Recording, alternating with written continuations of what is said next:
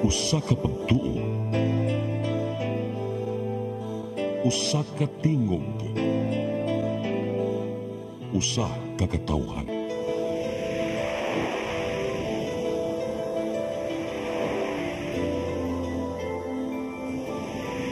Cebu Catholic Television Network.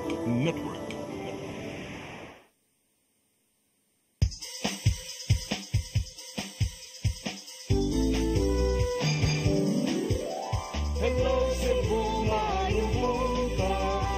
Nagsunta ang kahayag nga nagsulit sa matuod, kadagan sa panghitabo.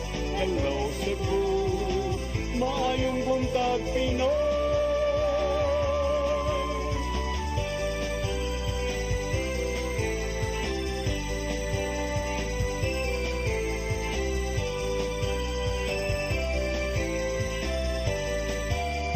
Ang katutulungan sa mga katawhan.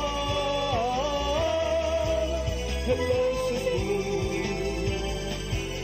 hello Cebu, maayong buntag Pinoy, maayong buntag Pinoy, maayong buntag Pinoy. Hello Cebu, maayong buntag Pinoy. Adlaw karong Biyernes, adlaw sa tumbalaang Bata Senior Santo Niño, Pizza 7, sa buwan sa Marso tuig 2025. Sangan sa ako ang partner, Attorney John Destacamento, kanyang alagad sa kahanginan, Malu Inocando Tabar. Kubanimento sa alas 9 karong buntagas ng programang Hello Cebu, maayong buntag Pinoy. Dili ta maglangan ato dang ipadangat kining ato ang latest weather update. Ikis pag-asa Mactan, Sir Mayo Aguirre. Good morning. Yes, Mamalu, good morning. Og sa itong mga suki ng mga viewers karong buntaga. Kina itong pinakaulahing kalambuan sa itong kahimtang sa panahon. Shareline, maugya po yung nagapasulabi o nakapekto sa silangan nga bahin sa Northern Luzon. Hanging amihan, nagapasulabi po sa may extreme Northern Luzon. Init nga hangin nga easterlies, nagapasulabi po sa nahibiling bahin sa itong nasod at pinadri sa Kabisayaan. Karong adlaw ang habagatang bahin sa probinsya sa Leyte, mga idunay madag-umo na kalangitan, inubanan sa mga katag-katag ng pag-ulan o mga pagpanugdug og kilat. Tugod ni sa epekto sa easterlies. Ang nahibiling bahin sa Kabisayaan, apil na diri sa probinsya sa Sugbo, sa Western Visayas o sa nahibiling bahin sa Eastern Visayas. Generally, fair weather ang kondisyon, init gihapon ang magapasulabi. Apan sa hapon o gabi, dunay kahigayunan sa mga patak-patak ng pag-ulan, pagpanugdug og kilat sa itong localized nga thunderstorms, ingon man hinungaw sa itong easterlies. Padayon po kitang dunay hinay ngadto sa kasarangan nga paghuro sa hangin gikan sa silangan ngadto sa amihanang silangan nga magapasulabi sa tibuok Kabisayaan, din karagatan magmalinawon ngadto sa kasarangan ang pagbalud. Temperatura sa Metro Cebu 26 ngadto sa 31 degrees centigrado, adlaw mosalop alas 5:55 sa hapon, karagatan pagtaob alas 2:36 sa hapon sa gitason nga 1.6 metro. Dinhi lang kutob gikan diri sa Mactan sa buhatan sa Pag-asa Visayas DOST, Mayo Aguirre ug may buntag. Daghang salamat Sir Mayo Aguirre ug maayong buntag ngayong tanan dinas Pag-asa Mactan. Karon arita sa ato ang front pages sa mga pamantalaang lokal ug nasyonal atong sugdan sa Sunstar Daily. Sa Sunstar Daily, Tomas slams Gwen's 93-1 loan ultimatum. Sa super balita sa Sunstar, nangantsaw kay tuba way lami gipatay. Sa The Freeman, CA denies Jonas Cortez's appeal, suspension stays. Sa Banat News, sa The Freeman, tungod sa tuba nga way lami sungugan giluba og 22 kahigayon.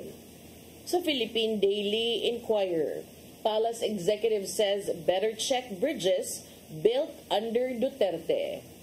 Sa Philippine Star, fighter jet wreckage found and 2 pilots dead. Sa Manila Bulletin, jobless Filipinos surge to 2.17 million. Ug sa Tempo, Swift probe, Marcos orders immediate investigation into FA-50 crash.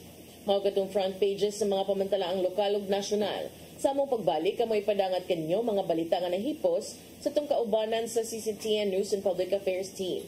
Please stand by. Hello Cebu, hello Cebu, maayong buntag Pinoy, maayong buntag Pinoy, maayong Discover the beauty of the Philippines.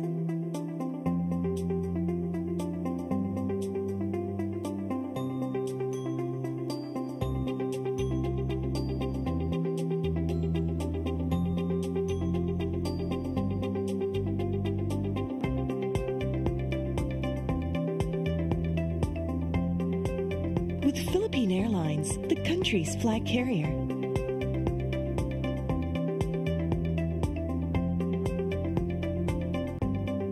The airline that lets you feel the warmth of the nation.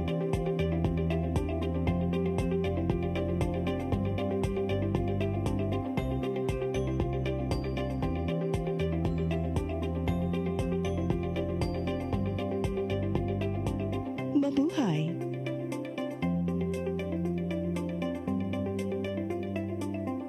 Kaiba sa mga politiko, matagal nang ginagawa ni Ariel Querubin ang ipaglaban tayo kahit sariling buhay inaalay. Ngayon, iba ang laban. Pero tuloy ang misyon ni Ariel Querubin, ang ipaglaban tayo. Kung medalya ang sukatan at hindi pera, si Ariel Querubin ang ating bayani na karapat-dapat sa Senado. Pag may Ariel Querubin sa Senado, may bayani tayo sigurado.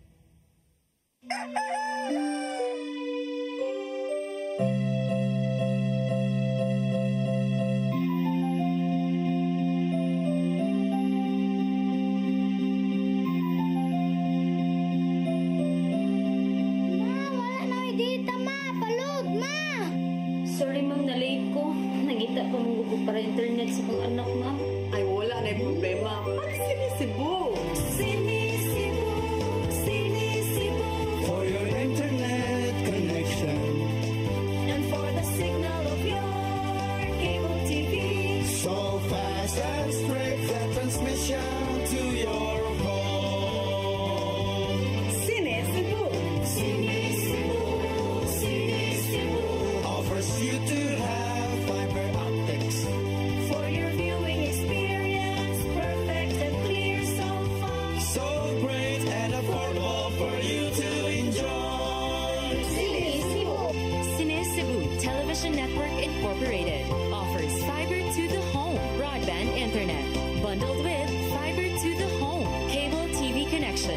Sinisibu Television Network Incorporated with its operation in Metro Cebu and the whole province of Cebu soon. And affordable for you to enjoy. Sinisibo! Hello Cebu, hello Cebu, maayong buntag Pinoy, maayong buntag Pinoy, maayong buntag Pinoy. Balik sa Hello Cebu, mayong buntag Pinoy, ug karon sa atong mga balita. Nagunas tong mga balita karong buntaga, kapin 300 ka campaign materials na baklas sa Comelec Lapu-Lapu uban sa City Environment and Natural Resources Office didto sa Barangay Paho. Matag Huwebes kini buhaton tungod sa pagdaghan sa mga ipamutang gawas sa common poster areas. Ang kasayuran ihatod ni Crystal Joy Felerca. Nagpahigayon na usab og uplan baklas ang Commission on Election kon Comelec Lapu-Lapu kauban ang City Environment and Natural Resources Office kon Senro Lapu-Lapu kaganihang buntag sa Barangay Paho. Kini mo ikaduhang higayon nga nag-uplan baklas ang Comelec. Una na ni adtong Pebrero 11 ning tuiga. Matod ni Jocelyn Abayan, ang Supervising Environmental Specialist sa Senro Lapu-Lapu, nga napuno ang duha ka dump truck sa mga nabaklas nga mga campaign materials ni adtong Permerong higayuna. Apan imbis nga mahawan-hawan ang mga kadalanan, namatngunan niyang ang nabaklasan nga mga dapit gipamutangan na sa pagbalik og mga campaign materials. Ubay ito ang atong nakuan, pull out, but then pag kuan ba, unang tag mga usa ka timana kapaw, duha ka timana kapin, pagbalik na to sa area kay nana po gipang bagko nga gipang butang, so balikono na pud siya ang katong among nagian pag naging February 11. Gani, kapin 300 ka mga campaign posters ang ilang nabaklas sulod lang sa usa ka oras. Gikan sa alas 8 hangtod sa alas 9 sa buntag sa ML Quezon Highway paingon sa ilawom sa First Bridge ug pabalik sa City Hall. Sagad niini gipamutang sa kahoy ug poste ug nakita niyang nakahatag gyud kini og kadaot tungod sa kadagko sa mga lansang ug alambre nga gipanggamit. Panawagan ni Abayan sa mga national candidates ug mga supporters ni ini nga mo coordinate sa COMELEC Lapu-Lapu aron makahibaw sila sa common poster areas aron nga dili sila magpataka og butang sa mga campaign materials. So I think dili man ningon nga gibawal ang pagpamutang og mga posters o signages sa ato lang gid siya ibutang sa sakto nga butanganan nga. Gibawal gyud nato stick gyud nato ang pag-monitor na dili gid siya papilit sa mga kahoy ug sa mga poste. Ang pagpahigayon og oplan baklas sa COMELEC Lapu-Lapu kauban ang senyor ug uban pang mga buhatan himuon na matag Huwebes. Naghinaot si Abayan nga mosunod usab ang mga kandidato sa mando sa COMELEC nga himong environmental friendly ang ilang mga campaign materials aron nga dili kini makahatag og kadaot sa kalikupan. Crystal Joy Felerca, CCTN News. Samtang Court of Appeals ni basura sa apilar ni dismissed Mandawi Mayor Jonas Cortez alang sa temporary restraining order kabahin sa iyang 1-year suspension. Bisan pa man niini malaumon og padayon nga nagpaabot ang kampo ni Cortez alang sa pinal nga desisyon kabahin sa kaso. Ang kasayuran nihatod ni Mary Rose Sagarino. Sa hukom nga gilawatan ni atong Pebrero 28 ning tuiga, si Associate Justice Emilio Rodolfo Legaspi III mihukom nga walay merito ang petisyon ni Mayor Jonas Cortez. Gibasura sa Court of Appeals ang apilar tungod matud pa walay basihan ang pag-issue og temporary restraining order. Nipasabot nga ang katungod nga maprotektahan pinaagi sa usa ka injunction kinahanglan nga klaro nga katungod nga giestablisar sa balaod. Dugang pa sa Court of Appeals nga ang mga desisyon sa Ombudsman ipatuman gilayon bisan pa nga naghuwat sa apilar tungod ang Ombudsman usa ka constitutional body. Makahinumduman nga ang Ombudsman misuspenso ni Cortez og usa ka tuig sugod Agosto 21 ni aging tuig tungod sa grave misconduct. Kininunot sa iyang pagtudlo kang Camelo Basaca Jr. Isip Officer in Charge sa City Social Welfare and Services bisan pa man sa kapakyas ni Basaca sa pagkabot sa gikinahanglang kwalifikasyon. Samtang sa bahin sa kampo ni Cortez sa ilang giluwatan nga pamahayag, giingon nga bisan pa man wala nahatagan og TRO, sila ni respeto sa desisyon sa korte. Wala pa nila nadawat ang desisyon sa pagbasura sa TRO, hinuon giingon nga provisional remedy lang ang TRO. Sa pagkakaron, sila naghuwat sa pinal nga desisyon sa Court of Appeals sa nagunang kaso pag-apilar sa suspension. Sila masaligon sa legal nga sistema sa patas ug makiangayon nga pamaagi. Sila ni pasalig sa pagsunod sa legal nga proseso bisan unsa pa ang mahitabo. Mary Rose Sagarino, CCTN News. Sa laing bahin, Department of Health 7 o Department of Public Works and Highway 7 gihangyo sa Cebu City Council nga sulbaron ang katukuran sa Guba Community Hospital tungod kini sa nasinating pagbaha ug water leakage sa Tambalanan. Si Mary Rose Sagarino mobalik sa report. Pinaagi sa privilege speech, gihangyo ni Consel Joy Pesquera ang Department of Health 7 o Department of Public Works and Highway 7 nga sulbaron ang problema sa Guba Community Hospital. Sukad nga giablihan ang maong tambalanan sa miaging tuig, adunay mga nasugatang problema ilabi na sa pagpalapad na sa iyang palibot. Nasinati ang mga pagbaha sa palibot sa tambalanan bisan pa man sa gitrabaho nga drainage system. Tungod usab sa water leakage sa atop, adunay mga nagtubo nga itom nga mold sa iyang kisame. Gikabalakan hinuon ni Pesquera nga posibleng maapektuhan ang planong pagpalapad pa sa operasyon sa maong tambalanan sa bukirang bahin sa Dakbayan. And based of the observation of my executive assistant as well as my consultant, the people working there under the DPWH are from a subcontractor. So hinahinay gid kayo ang trabaho. Girason usab ni Consel Joel Garganera nga wala natiwas ang nahimong pagkubkob sukad nga gikaut sa City Disaster Office. Ilang i-follow through, i-concretize na nila aron ma-permanent ba? But based on this report, wala gid nila gi-follow through. Apan gikatingalahan sa kauban nilang si Consel Joy Agostos Yang nganong angay pa kining kabalakan sa konseho. Ang problema building okay to kay problema building pa man kanay mga extension sunod-sunod mo na problema. So it's just my comment, Mr. Chairman, that I think if the city council wants a solution there, you have to look into the management and our style on how to manage. Samtang gihingusgan usab ni Consel Mary Andy Los Santos ang pagbaton og hospital administrator nga mao gitrabaho karon sa mga nagduma sa tambalanan. Aron masubay ang problema ug mahimuan og solusyon, buot ipatawag sa konseho ang kontraktor sa katukuran sa Guba Community Hospital. Kini aron mahatagan og katinawan ang sulirang giatubang sa maong tambalanan. Should be a hospital administrator where the function is totally different from the medical director because the doctor cannot manage separately on the administrative side. So, usara na siya nga nag-manage sa medical and the administrative side. Di yun na magkaparihas kay di man siya inhiniro, dili siya architect. Mary Rose Shagarino, CCTN News. Sa laing balita, nakapabalaka sa mga residente sa usa ka subdivision sa Minglanilla ang presensya sa mga langyaw nga nagmarcha sud sa maong subdivision sa miaging adlaw. Apan nahibaw-an nga dili sila mga daotang tao kundi mga langyaw nga retiradong sundalo nga naghimo lang og relihiyosong kalihukan. Ang kasayuran ihatod ni Arnold Bustamante.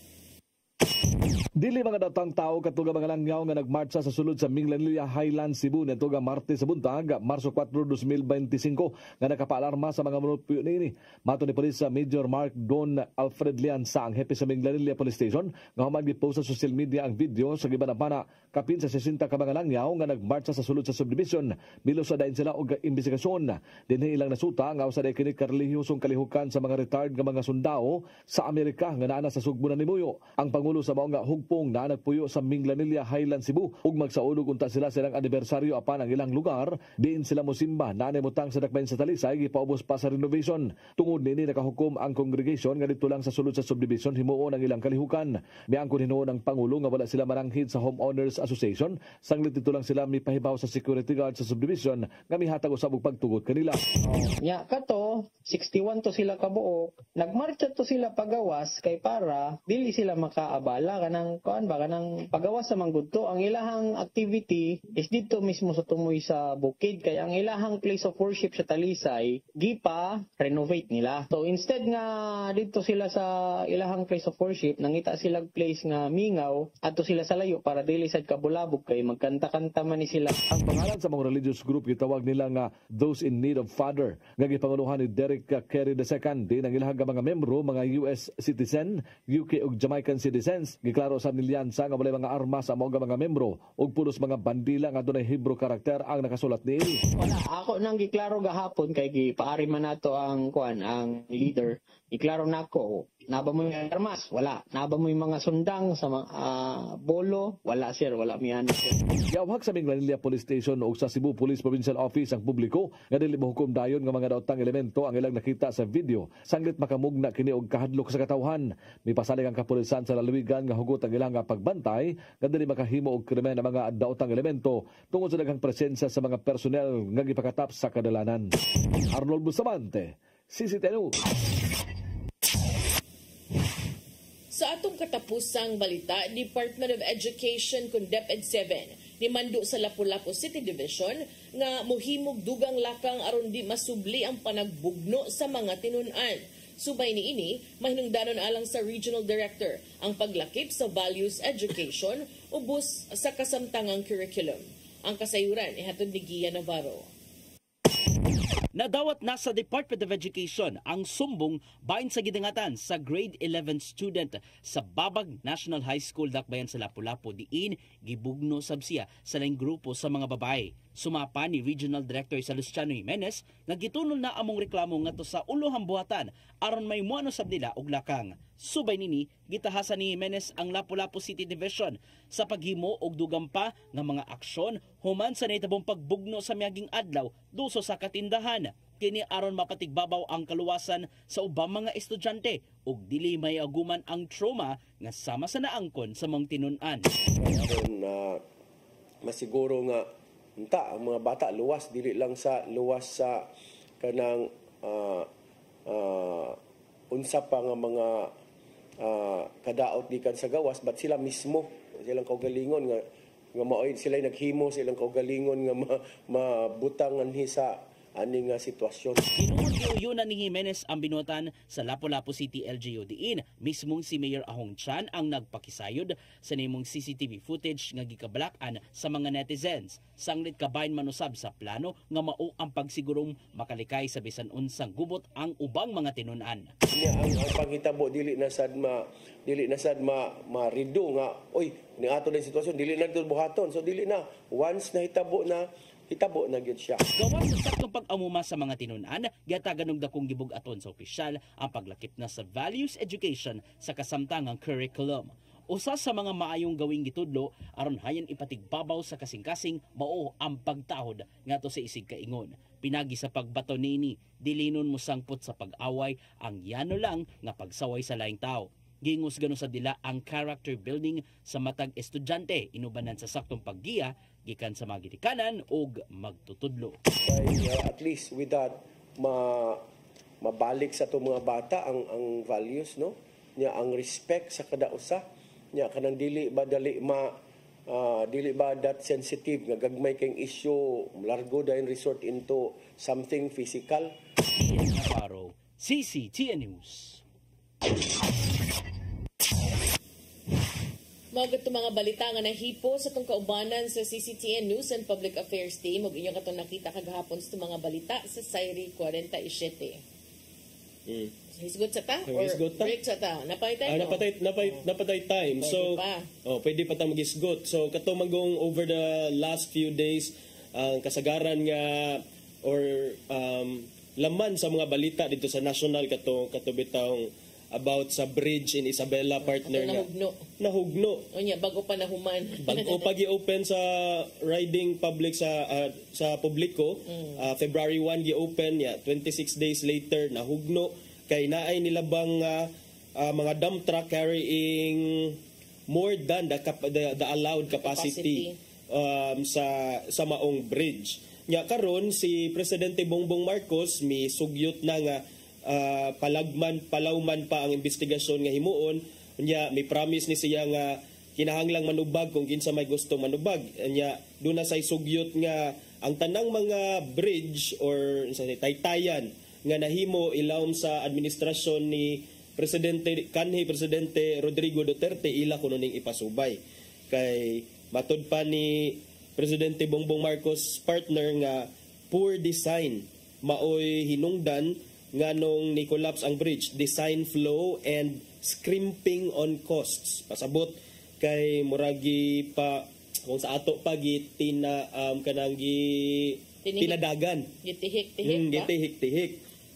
So gitihik-tihik mao kuno kay gikan sa supposedly ang original nga cost niya is 1.8 billion, gipush gyapon ang project to 1 billion na lang sa ato pa lower by 800,000 sa original nga proposed niya nga budget niya. Mao ni nga ang kini in fairness pod ang history ani nga bridge nag-start siya sa construction actually ni adtong time pa ni 2014 which was during the administration of President Noynoy Aquino. However, matod ni Marcos 90% of the actual construction nahitabo sa administrasyon ni Presidente Duterte. Nya matod ni Marcos nga ang budget nga gi-allocate para sa construction sa budget sa maong taytayan supposedly 900 million pero ang cost naabot na 1.2 billion because of the need to retrofit the structure. Nya the retrofitting was done to address flaws detected during the construction phase. And we are concerned about this partner kay murag nauso ra ba karon ang paghimo-himo og budget paghimo-himo og mga taytayan. Katong sa panahon ni Presidente Duterte I was able to watch one of his speeches during I think it was the groundbreaking of the CC Clex ingon siya bridges connecting the islands kuno mo na ang iyahang vision at that time. Nya gahapon si Cristel ingon siya nga mag-cover siya ngadto gitawag og Lilex Lapu-Lapu. Unsa ni Lapu-Lapu na by expressway nga that will cut across gikan sa Sisig. Mao na project ni Mayor Junard Ahong Chan unya taud-taud naman na nahisgutan even pagkatupang paglusad sa Sisilex. Mao na gyud na gihisgutan ni Mayor Junard Ahong Chan nga maghimog expressway para mo connect sa CCLEX. Okay. In fairness sa partner, karon nga bisag mo agi si CCLEX, motuyok pa magugadto sa Cordoba pa doon sa airport. Exactly. Mauna ang gihimo ni Mayor Junard Ahong Chan. Taud-taud na. I'm glad sad nga na kuana nasugda na gyud formally kagahapon. Kabahin ana maong balita ang administrasyon lagi ni Presidente Bongbong Marcos posible nga mo inspect sa mga tanang mga taytayan nga natukod sa panahon ni Duterte. Natukod sa panahon ni Duterte. Kung kanipon mo basihan, makulbaan sad ka Biya ka actual dito paghimo. Wala. Limang kakit sa mga expect ka baguan na. Bago kayo partner and the looks of it mura siya modern ang design in anak and then knowing billion ang gasto mag-expect sa nga dunay quality pero may nalang gani kay walay mga kinabuhi nga nakalas pero unom ka mga driver atong dump truck carrying loads of mga batom siguro to and other construction materials nga supposedly magod 44 tons ra ang iyang capacity nya 100 plus tons ang tulo bato ka nagsunod nga mga dump truck nga puno kayo sa construction material nahugno. Pero kanang wala lagi nakalas pero murag ang kuan man ang pagsalig sa mga tao ug ang kining pundong nga gibayran sa buhi sa mga tao murag mao may na disgrasya hinuog maayo. Tinuod na partner niya si Palace Press Officer and Communications Under Secretary Claire Castro kagahapon miingon siya sa mga tigbalita nga ang administrasyon ni Presidente Bongbong Marcos might be compelled to conduct an inspection. Might pagani anong i-might pa man ni dapat. Actually sa uban nga mga news items di man might ang iha murag seeking the inspection naman gyud iya ha. Kay kuan ko no kanang aron lang ko no masiguro sa ilang structural integrity ug sa safety kani si Claire Castro niingon siya nga mga LGU gang DPWH kinahanglan ko ng inspeksyonon isip kabahin sad sa legasiya sa administrasyong Duterte aron pagsiguro nga di sila under designed. Matod sab ni Castro nga press officer and communication sa Malacañang Palace partner nga although ang presidente wala magyud siya gi-pinpoint no nga person to be responsible at this point of course kay doon na pa may mga investigation pero matod niya nga kinahanglang ma-determine if there was corruption involved kay tiaw mo na billion man day ang nagasto ani nga bridge and then what kay baw unsa lang ni gilamutak rang ni og kining construct kay naamagoy pang panultihon partner nga kung di kanang sa mga kaso ba nga when it comes to negligence the fact nga nahitabo ang negligence is already prima facie or by its face already is proof to the negligence. So kana ato medyo makita nga kining dunay kining nahugno nga bridge unya dayon grabe ang damage. So we cannot blame other people nga makaingon nga basin duna say mga hawsaw nga na hitabo or mga under the table but of course kana that is still subject to verification and investigation tan-aw nato kung duna bay mga corruption nga nahitabo mao na nga kinahanglan sad nga imbestigahan. It will not stop there matud pa ni Castro kay ang investigation sad mo pwede sad nga katong mga tao nga karon nagtrabaho under the administration ni Presidente Bongbong Marcos they are not off the hook kay pwede gapon sila nga ma-drag ani nga kaso if nagpabaya sila sa ilahang mga responsibilidad kay bag-o ra sa daban ni siya giablihan ti na February 1. Digid ka mag-expect magtuog gid ka nga kay bag-o pa man ni wag mga any integrity and structure issues kay in the first place attorney ubos sa kanang mga pamaagi or mga sistema sa local government unit ug sa gobyerno kanang DPWH i-turn over man na astang contractor mo turn over na nga to sa gobyerno sa proyekto buti pasabot ug idawaton gani na buti pasabot sakto na so karon para nako mas may sad nga investigaron kinsay nag-check ug kinsay nag-approve nga open to the public na ni, og angay na ning dawaton, og angay na ning magamit. Kung mao ina, kamong tanan din ha, mura na mong taw-taw sa humayan, nga lingkod lang mo diha, pasinaw mo sa inyong bangko, dawat mong sweldos gobyerno, wa mo nagbuhat sa inyong trabaho, wa pagyoy kasiguruan, budako pagyoy posibilidad nga nangwarta pa mo. Muna, kay ang flagship program baya sa Duterte administration, aside sa katong kampanya batok sa illegal nga drogas, build, build, build. Mao kana ang flagship program niya. Ang kanang build, build, build, ang tumong ana was to usher in the golden age of infrastructure in the Philippines. O golden jud kuno. Yan unsa naman ning golden. Ang programa ang programa ni Presidente Duterte nga build, build, build, tumong ani nga ma-accelerate ang public infrastructure expenditure gikan sa 2.9% of the gross domestic product during the Aquino administration to about 7.3% at the end of the Duterte administration. Nya ang cost around 8 trillion to 9 trillion from 2016 to 2022. Just for context, kanang 8 trillion pasabot ana kawalo ang 8 trillion is pila man 800 ka 1 billion. 800 ka 1 billion, that's 8 trillion.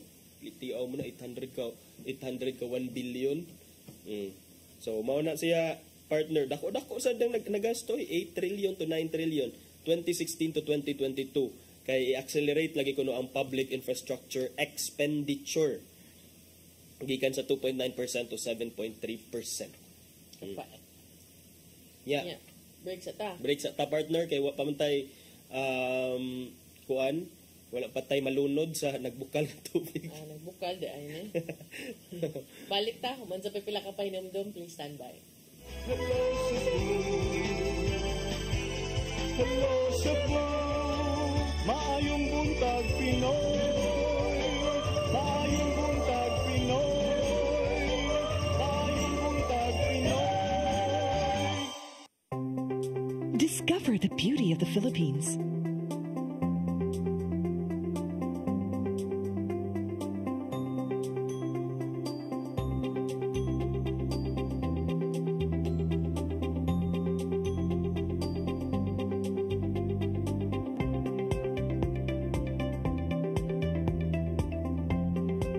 With Philippine Airlines, the country's flag carrier.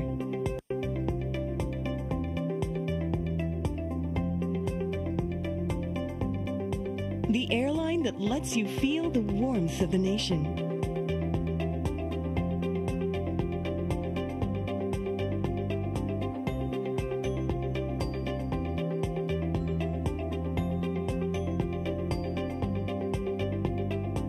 Mabuhay.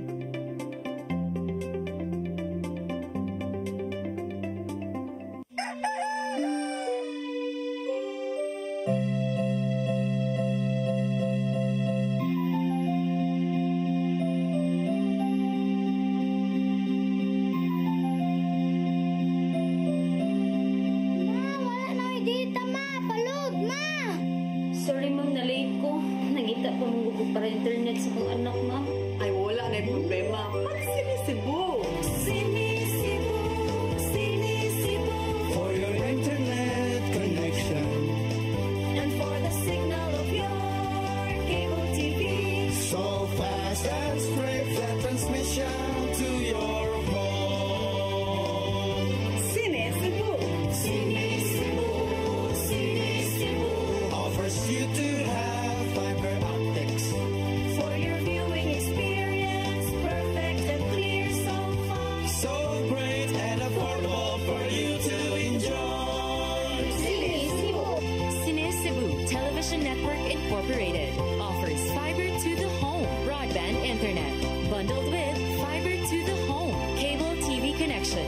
Cine Cebu Television Network Incorporated with its operation in Metro Cebu and the whole province of Cebu soon. And affordable for you to enjoy. Sinisibo.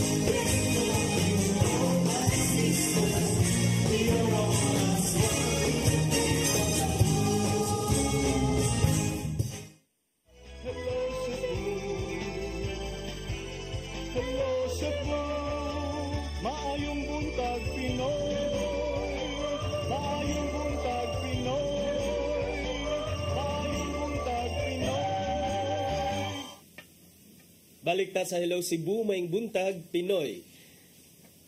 Yato ipadayon atong pag unsa man imuhang gusto hisgutan dia partner. Gikan look ka. Mura magdug nilag ka dito. Medyo loading. Wala na upgrade ang software. So karon attorney itong hisgutan ang panawagan sa City Council ngadto sa Department of Information and Communications Technology DICT.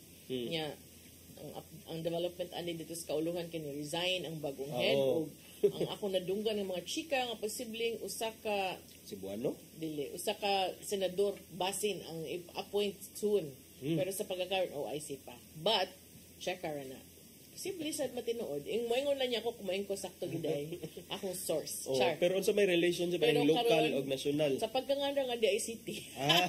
Pero diri sa ato nanawagan ang City Council sa DICT no and I agree with their calls no kay ang gusto karon sa City Council nga muhimo og lig-on nga lakang ang DICT batok sa presensya aning mga laway o mga bastos ng mga content sa social media imbis nga magsigilang kuno matud pa og pahigayon og campaigns.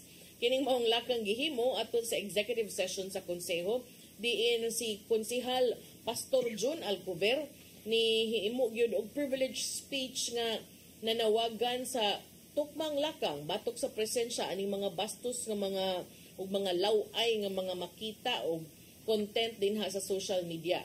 Si Engineer Roydin Rosana, representante sa Department of Information and Communications Technology kun DICT, niingon nga ang ahensya nagpahigayo nag-awareness campaigns aron mapasaka pa matud pa ma-improve pa ang information labi na sa mga tinun-an dinhi sa Sugbo ug sa tibuok tunga-tungang Kabisayan o Central Visayas Region. Matud sa maong representante sa DICT nga tumong niini, mao ang pagpadayon sa kampanya nga gitawag og Cyber Security Awareness Initiative nga nakatutok sa edukasyon alang sa mga elementary ug high school students. Matud ni Rosana nga ang DICT nakatutok karon sa pagpakig-partner sa mga telecommunication networks aron ma-block o mababagan ug di na gyud makita pa kining mga pornographic sites kung kini pangitaon sa web. Apan sa presensya sa social media, matod ni Rosana, iyang giangkon nga dunay pornographic sites nga na-redirect na ngadto sa social media platforms. Niingon siya, we have to be strict in the profiling of these social media accounts because there are still elementary students who are able to create accounts and that is one of the issues that we have noticed. Kabantay man day mo, pangutana, unsa man yung gibuhat sad. Ingon siya nga while Meta Community is responsible for managing accounts, regulations must begin with account creation. Matud pa kinahanglan gyud unta nga dunay regulasyon sa mga content nga ipang-post as some of it is associated with advertisements. Ang iyang concern ni Alcover na ingon siya, wa ba di ay mabuhat ang DICT para maka-reach out na to sa Meta, which is actually a very good question. Kay murag legitimate. Kitang tanan nga nagpakabana mo na tong pangutana una, ikaw man ang body, is there something you can do? Yes ang susi kung unsay mga lakang sa DICT aron pagtubag niining maong mga kabalaka diha sa Meta Community labi na kay kini kabahin sa ilang mandato isip hintungdan nga ahensya unta sa gobyerno. Si Rosana mitubag nga ang DICT nangandam na alang niini og nalakip na ni sa National Cyber Security Plan. Pero mo yung kag plan, wala pa execution kay plan man, di ba? Matod ni Rosana nga ang plano naglakip sa interagency collaborations and training with a primary focus on elevating awareness as a key tool to address these concerns. Ang tubag ni Alcover, sorry sir, I'm not very convinced by our campaign, especially the awareness campaigns for children. I am more concerned about how to stop people from seeing these things. Because no matter how much awareness you create, if it's still there when you click, you will still see those explicit images, which is sakto sad. Si Konsehal Francis Espares ni Dugang nga kung ang tumong sa konseho sa pagpahigay ng executive session mao ang pagmugna og mga lakang nga makababag o mo intervene aron ma-counter kining maong mga laway nga mga content, iyang giduga nga ang awareness campaign di ni magamit kung kining maong mga concern magpadayon. So sakto sad si Councilor Francis Espares nga magunsa man atong awareness campaign kung sige lang tagka-aware pero kani wag yun din na putol, wag yun din na kanton, wag yun din na pitol, di ba? So ningon si Council Espares nga ang tumong sa atong executive session karon is to have a government agency nga posibleng maka-encourage sa Meta nga hunungon ning pagpakita ni mga bastos ug mga laway nga mga content. Matud ni Alcover, ang ban on explicit content in other countries was made possible, stressing that such actions can also be done in the Philippines. Sa milabay nga buwan, ang City Council sa Dakbayan sa Subo nanawagan og mas gahi pa or mas lig-on pa nga pagpatuman sa balaod nga aron unta maka atbang o makapugong sa pag-access ni ining mga bastos nga mga content o pornographic sites nga mo ilahang gipasanginlan nga mo'y nakaingon matud pa sa moral degradation taliwa aning pagsaka sa digital revolution. Kining maong privilege speech nga gipadangat ni Alcover na nakagikan sab ni sa pag-discuss usab sa pagsaka aning information technology unya parallel pag the industrial revolution kay matud ni Alcover samtang kunong ang sibilisasyon kasamtangang nakatagamtam ni ining ikaupat nga industrial revolution, it has also provided a platform for committing crimes. Gi-quote ni Alcover ang katong headline sa Banat News ni atong Disyembre 28 tuig 2024 diin usa ka bata ang gilugos 8 anyos tungod rasab sa video nga nakit-an sa mga bata sad nga nang lugos niya sa usa ka pornographic site. Unya ang Toledo Police ni adtong higayuna nitumbok gyud nga alarming tungod kay ang biktima gi-abuse sa tulo rasab ka minor. So kanina para nako ato ni nagyud ni legitimate nga cause for concern, no? Kay di man may kanang screening of what they consume and it's also reality nga you cannot just blame the parents all the time kay sa kalisod sa panahon mga ginikanan na ning kamot og trabaho di nagkaka-adjust sa screen time sa imong mga anak all the time. Unya kinsa man say mo tan-aw ana in plain view of the parents wala man so kanang makamugna na noon siya mga unnecessary crimes but same gyud big pangutana unsa may gibuhat sa DICT ug unsa may mabuhat pa nila. Correct. Kay kanira bang mga pagtan-aw mga malaway nga butang dili man nimo kato imong giingon dili man gyud siya kuan sa publiko nimo buhaton. So ang ako lang sang concern ana partner kay the clamor should not just come from city council lang because that is something dapat i-look into sad sa Congress as a whole kung unsa pay mga regulations nga pwede mapanday sa atong Kongreso kay kana kung sa Cebu City ra tan-aw kung Cebu City lang siya dili maka-access ang mga Cebu City residents sa kaningong websites.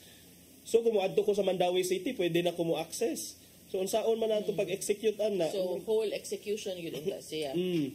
So dapat sa nationwide unya dayon ang kuan yun ana mangusog ang atong mga kongresista ang kanang mga tighimo og tigpanday sa mga regulations. DICT also kato sakto sadto unsa may pwede ninyo mahimo paani pwede ba mo makaadto sa Meta manuktok nga please block these mga syndicated links na may uban nga mga links in fact sa mga messenger in fact sa Twitter sad na ay mga inana nga mga butang nga makit-an dugay siya ma-block sa mga sa moderator sa mga sa Meta og sa uban pang social networking sites ba to the point nga makit-an pa siya makonsume pa siya sa uban. So I don't know kay kita dili man ta technically savvy about anim nga butang. Sige lang gyud tag pangutana kung unsa pay pwede na to mahimo kay I agree with Pastor John Alcover nga karon it's very easy na to access and even mga 4 years old, 5 years old kun dili na nimo butangan og mga unsa ni mga say tawag ana partner mga kung dili ni yung ikaw as parent dili ka maning kamot og butang og mga parental controls sa cellphone or even sa TV sa balay or usubang mga gadgets na possibility nga ma-access sa mga very young children ang kining mga malaway nga mga website. So I don't know kung unsay kining possible nga kada bitawng way to execute that nga murag dili sad mababagan ang unsaon lagi, like how would you know that ang ni-access kay bata, ang ni-access kay tiguang? Kana, true. There even ang Netflix naman siya password, so pwede ra gyud unta nimo mabutangan, but I'm pretty sure that not everyone knows that you can put a password on adult content, or not even adult content, on the adult profiles. Kay ay nigabot man gud sa imong age, mugawas na man gud to, you don't have to choose it just randomly shows up. Yes. So kana pud siya. Algorithm. Ang kining Facebook also runs by algorithm. Unya, you cannot be sure gyud kay karon nagkamaro naman gud sila even on reels na insertan na siya og content nga kanang mukalit click ba in the form of ads. So I'm pretty sure that regulations wise this is done in the guise of an ad to promote a certain product, but the content is different. Which kung ikaw Meta, kumang kay time pa nga mo scrutinize, unlike ka ng kuan, di ba? There's just a system mao lagi in the AI world, things are getting smarter, but unfortunately it loses its heart because there's no human component, no morality in effect. Correct. And kinahanglan sa natin because the world is getting too murag highly wired. In fact, dili naga wired but wireless na gani. But with technology at our disposal, partner ba, nindot ni nga inani nga mga klase sa mga balaodnon or mga resolution or mga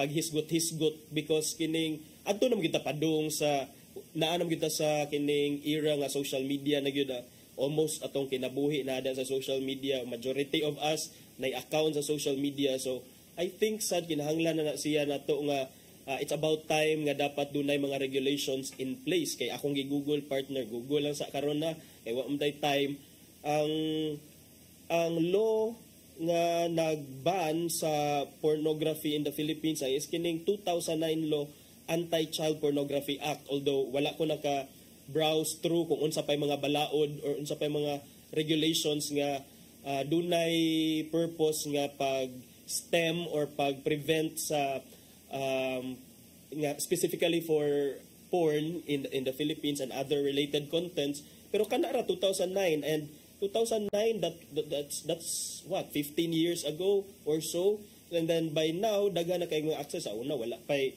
pa gud ng mga social networking sites, sa una pa Facebook pa siguro. So karon kinahanglan siguro to magpanday na sa mga bag-o, especially when it comes to the access ani nga mga malaway nga websites. But daghan pa kayo apasunon ang government, no? Kay paspas kayo ang progress of technology in many aspects.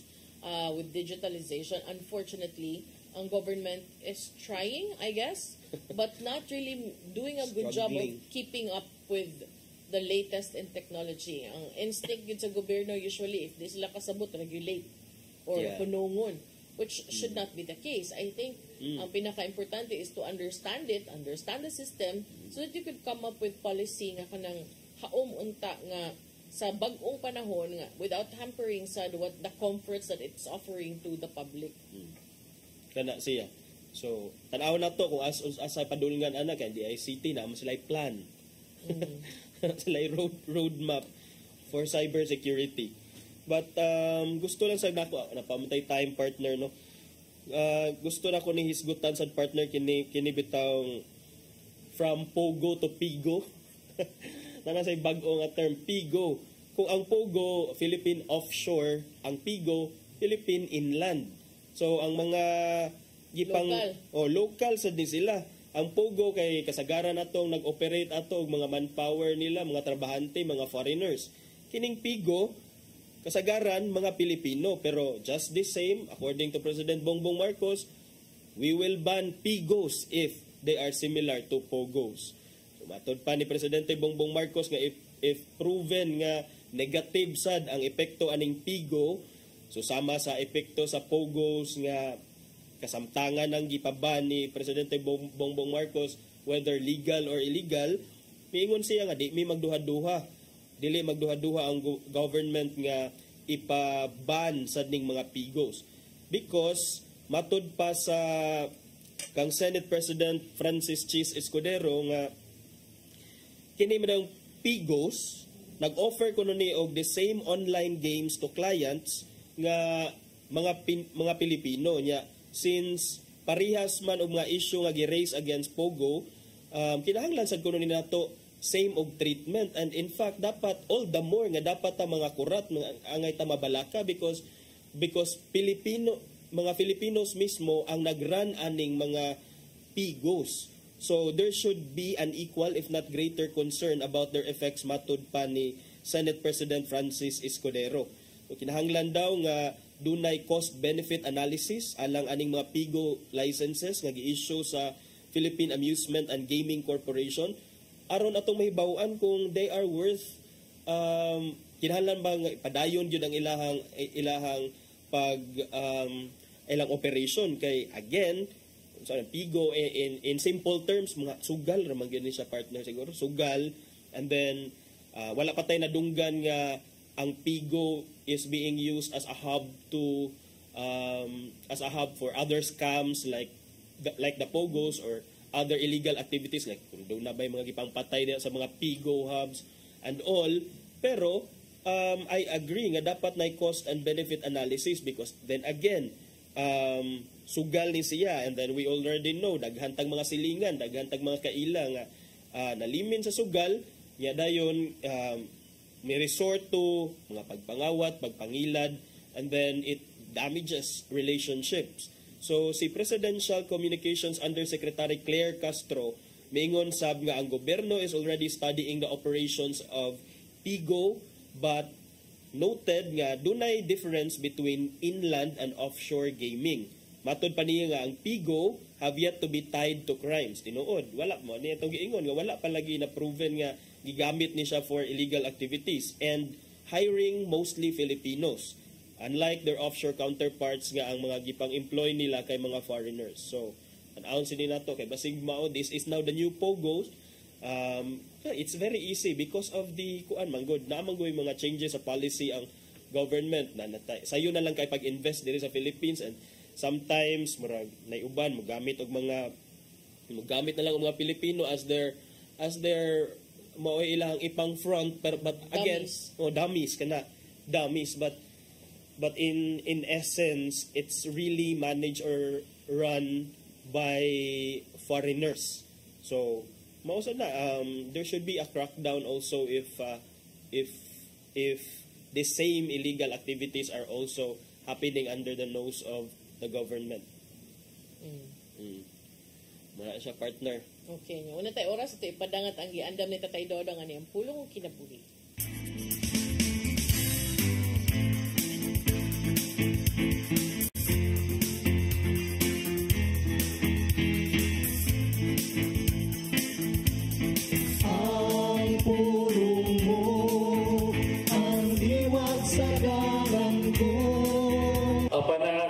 Sa mga sugo may hingpit na paghihugma sa Diyos.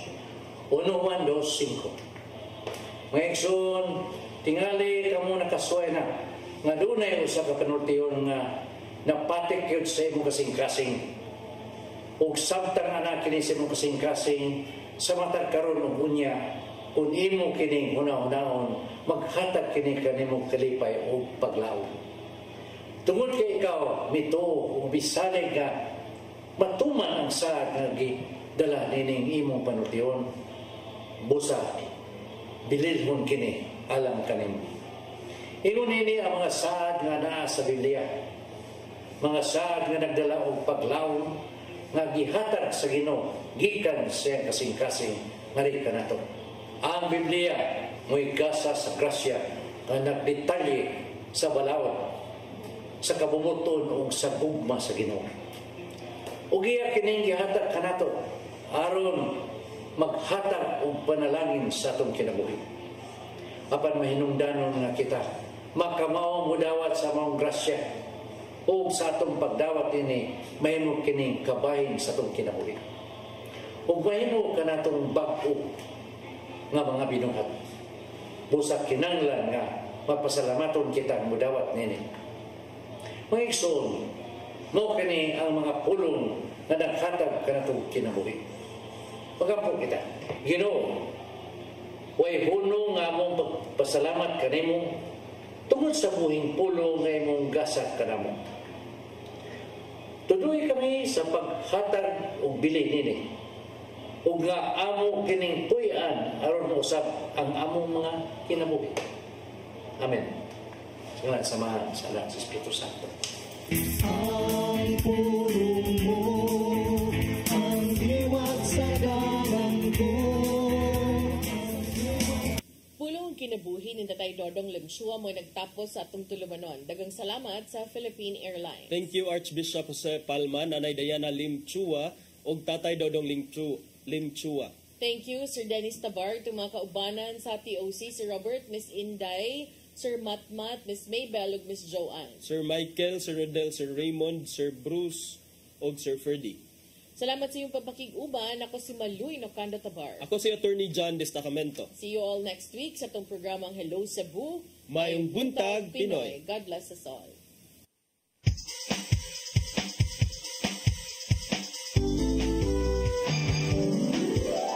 Hello